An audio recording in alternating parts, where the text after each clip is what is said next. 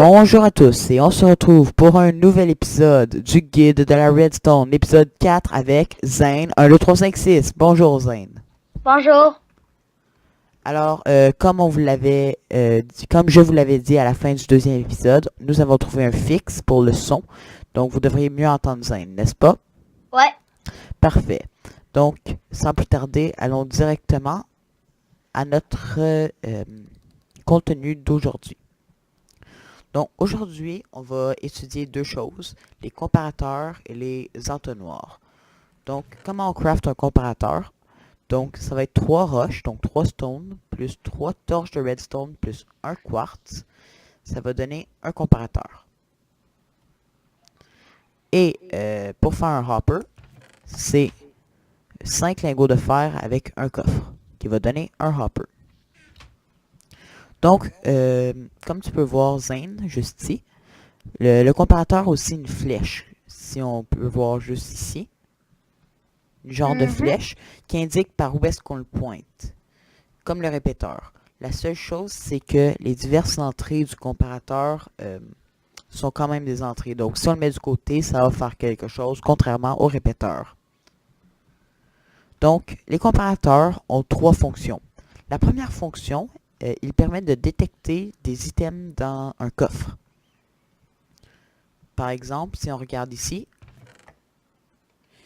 un épée en or donne un signal de 1. 2 épées en diamant donnent un signal de 2.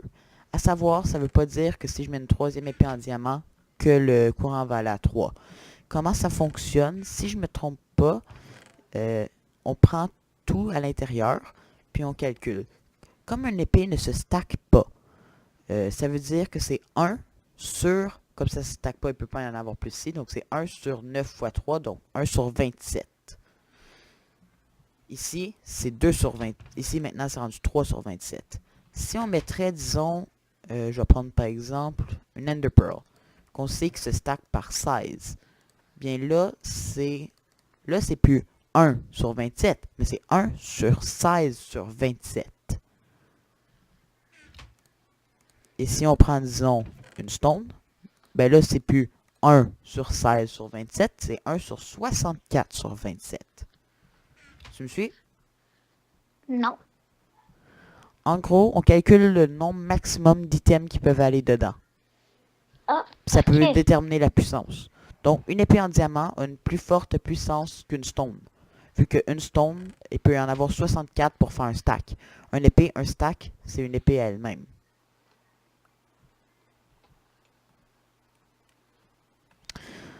Donc, en gros, c'est comme ça qu'on peut calculer la puissance. Ok. Si je ne me trompe pas.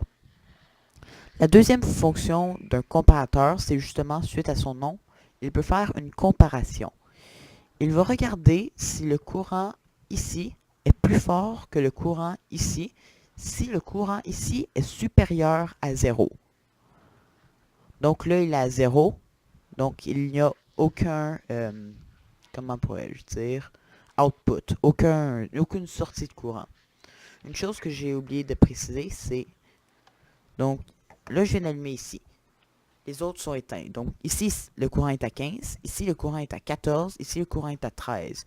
Il passe dans le comparateur et dans le bloc. Et ici, il reste à 13. Contrairement au répéteur qui le remet à 15. Ok. Donc si on continue ici, 13, 12, 11. Donc ici, c'est une force de 11. J'espère que vous avez écouté le premier épisode car vous en aurez besoin pour la suite. Il y aura nécessairement un lien dans la description de cette vidéo.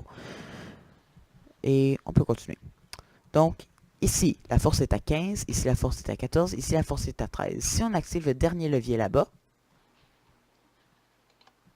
rien ne se produit, comme vous pouvez voir. Mais en fait, ici c'est à 15, ici c'est à 14, ici c'est à 13. Donc, est-ce que le courant ici est supérieur au courant qui vient ici? La réponse est non, Euh, vu qu'ils sont égales. mhm. Mais est-ce que ici c'est supérieur à 0? Oui, c'est 13. Donc, ça s'allume. Si par exemple, tu désactives le dernier levier et que tu actives le deuxième, ah, vous voyez, ça s'est éteint. Pourquoi? le courant ici est à 15 et là il est à 14. Il est à 14 ici aussi, mais c'est pas tellement important. Donc ici il est à 14 et il va dans le comparateur. Ici le courant est à 13 comme nous l'avons calculé un peu plus tôt. Ce qui veut dire que le courant ici est supérieur au courant ici. Donc il s'éteint. OK. Si le courant est égal, il va encore émettre une puissance de 13 vu que la puissance ici est de 13. OK. Mais moi, je me demande qu'est-ce qui arrive si on fait ça ici. Si on met celui-là, Vas-y. comme ça, puis qu'on fasse ça comme ça. Ça fait rien? Ici, le courant est à 15, donc il s'en va à 15. Ici, le courant est aussi à 15, donc ça s'en va à 15. Est-ce que 15 est supérieur à 15? Non. Non, c'est égal. Est-ce que 15 est supérieur à 0? Oui. Oui, donc ça s'allume. Puis si on fait ça comme ça? Il faudra désactiver lui. Et bien sûr, comme ici c'est à 14, ici c'est à 15, 15 est supérieur à 14, donc le comparateur s'éteint. OK. Donc ça, c'est la première fonction des comparateurs. Comme vous l'avez vu aussi, il peut l'envoyer d'un bloc. La deuxième fonction des comparateurs, comme vous pouvez le voir ici, c'est le mode soustraction. Donc, sur un comparateur, on peut faire un petit clic droit comme on peut le voir ici. Quand on fait clic droit, on dirait que la torche s'allume. Ça veut dire qu'il passe du mode comparation au mode soustraction. Donc, au mode soustraction, c'est un peu différent. Active le dernier levier là-bas, s'il vous plaît. Donc là, ce qu'on a, c'est 15, 14, 13, encore une fois, et 15, 14, 13. Là, on a 13 moins 13, ce qui égale 0. Si on désactive le 13 et qu'on active le 14, 13 moins 14 égale négatif 1. Mais comme négatif 1 est en dessous de 0, on ne peut pas faire une puissance de négatif 1, on va faire une puissance de 0. Si par contre, on active 13 et on active ici 14, donc 15, 14. Ici, 15, 14, 13. 14 moins 13 égale 1. Ici, j'active le 13 ici. Pas le 13, le 15, parce que ça, c'est directement alimenté. 14, 13 ici, bien ici, c'est 15.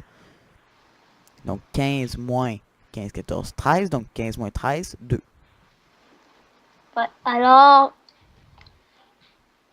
si je fais ça comme ça va rien changer. Ça va faire 0 à cause que 15 moins 15, ça fait 0. Exact. OK. Donc, le mode soustraction est très différent du mode comparation. À savoir, ça, je crois que c'était l'endroit que Zane avait le plus hâte. Les chaudrons. Oui. Les chaudrons sont un élément de redstone important car ils peuvent être lus grâce à un comparateur. À savoir, s'il est plein, un chaudron envoie un courant vers 3 de distance. Si il a été enlevé de 1, il en envoie vers 2 de distance. S'il est enlevé de 1 autre, c'est vers 1 de distance. Et s'il est vide, il n'envoie de 0. Alors oui, il est possible de se servir des chaudrons dans la redstone. Comme vous pouvez le voir ici aussi, les comparateurs peuvent lire au travers d'un bloc sur un inventaire. Ça fonctionnerait aussi s'il y aurait un coffre.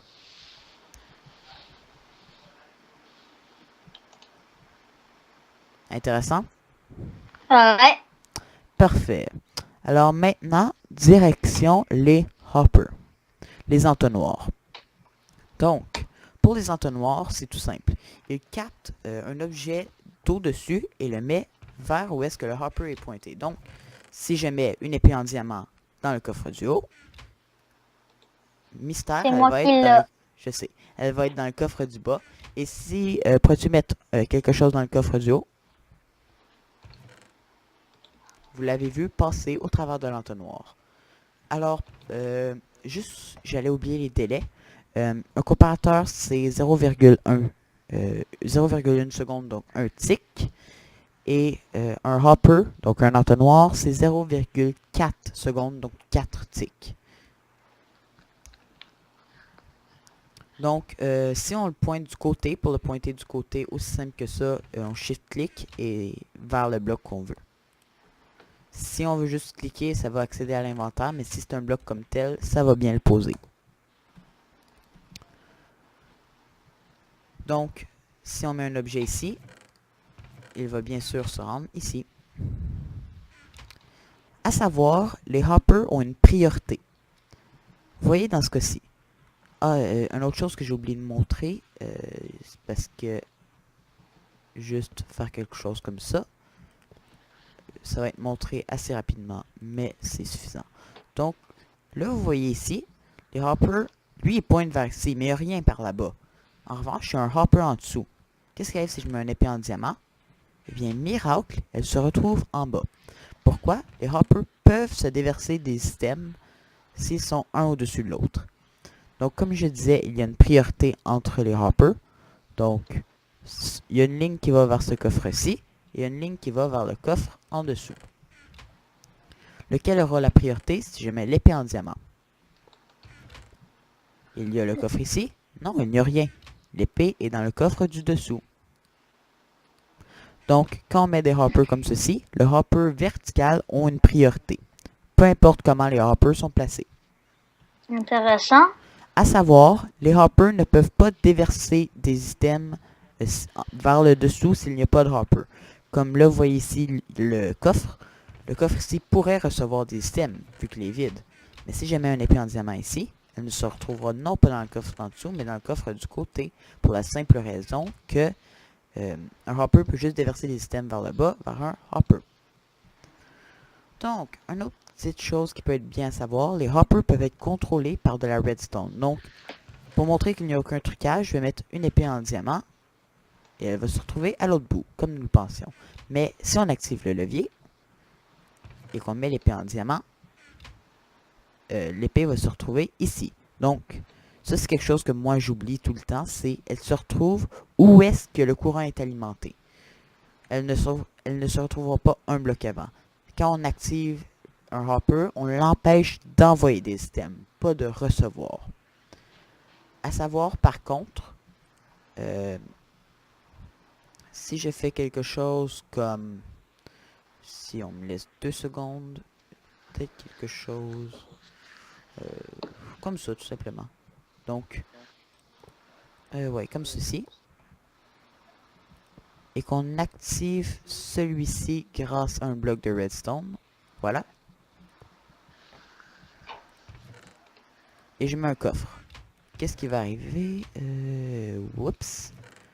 Ok. Si fail. Désolé. Donc, je recommence ça. Si je mets un coffre ici, par miracle, il va tout de même se retrouver ici, dans le coffre du bout. Si tu veux l'essayer toi-même pour réaliser les résultats. La raison. Tout simplement, ce hopper-là dit « Moi, je veux donner, mais je suis bloqué. » Puis lui, il fait « Moi, je veux recevoir. » Mais un donner plus un recevoir, ça passe même s'il y a un courant de redstone. Pour empêcher ça d'arriver, voilà. Comme vous l'avez appris un peu plus tôt, les hoppers peuvent se donner s'ils sont un au-dessus de l'autre. Donc là, si on met un hopper ici, il va se retrouver bloqué. Il se retrouve à l'autre bout. Je crois que lui doit être flippé aussi. Donc si je fais ça comme ça. Ah, il est ici. Dans le premier hopper. Ok. Désolé, je connais plus ou moins les hoppers, mais bon. En gros, la redstone a empêché lui de recevoir l'item.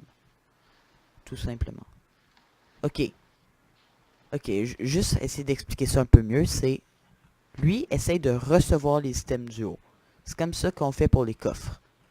Mais lui est bloqué. Donc, quand on était sur une ligne horizontale comme celle-ci, justement, c'était lui qui envoyait, c'était pas lui qui recevait. Donc, lui essayait d'envoyer, il n'était pas capable. Si je mets un item ici, vous voyez, il va bouger parce que lui essaye de le capter. En revanche, lui, et lui seul, est bloqué. Si je bloque celui du dessous, et que je mets un item ici, il va être bloqué puisque celui d'en dessous ne peut pas capter. En revanche, si je casse lui, c'est celui d'en dessous qui va les capter. C'est un peu comme ça que ça fonctionne. Et là, pour finir, donc, déjà la dernière chose pour aujourd'hui. Donc, certains blocs, comme les fours, ont un inventaire spécial. Donc, si je mets un bloc d'or en haut et un bloc de redstone ici, juste pour s'assurer que ça fonctionne. Ok, c'est parce que la redstone ne peut pas rentrer dans un four. Mais si je mets, par exemple, au lieu d'un bloc d'or et un bloc de redstone, partout des bûches. Donc, je vais mettre 4 bûches de oak en haut. Oups, pas un hopper, j'ai dit. J'ai dit 4 bûches de oak et 4 bûches d'épinettes sur le côté. Et regardez ce que ça donne. L'épinette va en bas, vu qu'elle a été insérée sur un côté. Donc, peu importe le côté qu'on l'insère. Donc, si on l'a inséré ici, ici ou ici, ça aurait fait la même chose. Et par en dessous, ça va être la sortie du four. Comme vous voyez ici, il y a du charbon de bois. Cela peut servir dans des fours automatiques. Comme un petit exemple de four automatique, parce que pourquoi pas. Donc 2 coffres rapidement, nana. 2 fours, ensuite quelque chose comme ça. Voilà, un four automatique tout simple. On met ce qu'on a à faire cuire en haut, on met notre carburant au milieu et on obtient de notre sortie ici. Si vous voulez pas le faire avec 2 fours, il y a une manière comme celle-ci. Moi, quelqu'un m'avait montré une façon beaucoup plus dure d'en faire un comme ça. 2 secondes, juste terminer ceci. Voilà. Et tout ça est fonctionnel. C'est moins cher de faire qu'ici. C'est moins cher, mais moins rapide. C'est ça. Mais au moins, c'est moins cher. Donc, Mais ça fonctionne quand même. Et vous avez 2 versions différentes. Ils prennent le même nombre d'espace, même si ça paraît pas, puisque lui est incrusté dans le sol. Les deux prennent un 2 par 2 par 4.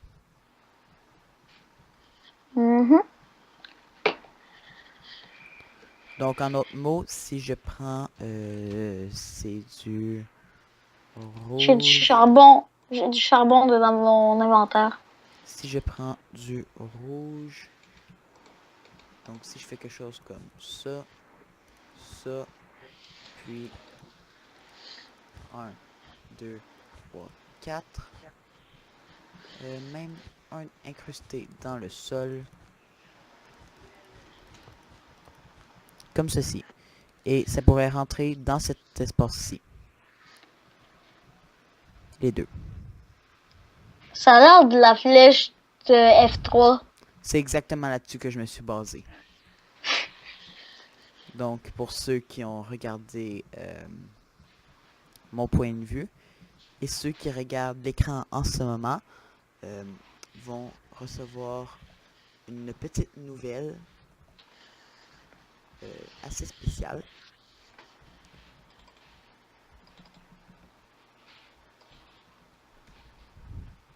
Donc, voilà. C'est quoi? Zane le sait et le saura en regardant ma vidéo. Mais en ce moment, je vais vous dire merci de m'avoir écouté. Merci à toi, Zane, d'avoir pu participer dans cette vidéo.